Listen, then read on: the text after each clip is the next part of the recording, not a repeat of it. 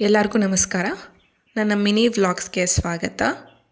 ಈ ವ್ಲಾಗಲ್ಲಿ ಒಂದು ಪುರಾತನ ದೇವಾಲಯದ ಪರಿಚಯವನ್ನು ತಮ್ಮೆಲ್ಲರಿಗೂ ಮಾಡಿಕೊಡ್ತೀನಿ. ಈ ದೇವಸ್ಥಾನ ಇರೋದು ಮಾರೇಹಳ್ಳಿ ಅನ್ನೋ ಗ್ರಾಮ, ಮಳವಳ್ಳಿ ತಾಲೂಕು, ಮಂಡ್ಯ ಜಿಲ್ಲೆಯಲ್ಲಿ. ದೇವಸ್ಥಾನದ ಹೆಸರು ಶ್ರೀ ಲಕ್ಷ್ಮೀ ನರಸಿಂಹಸ್ವಾಮಿ ದೇವಸ್ಥಾನ, ಮಾರೇಹಳ್ಳಿಯಲ್ಲೇ ಇರೋದು. ಈ ದೇವಸ್ಥಾನವನ್ನು 10ನೇ ಶತಮಾನದಲ್ಲಿ ಕಟ್ಟಲಾಗಿದೆ ಅಂತ ಹೇಳಲಾಗತ್ತೆ. ಚೋಳ ದೊರೆಯಾದಂತಹ ರಾಜರಾಜ ಚೋಳ ಈ ದೇವಸ್ಥಾನದ ನವೀಕರಣ ಮಾಡ್ತಾರೆ.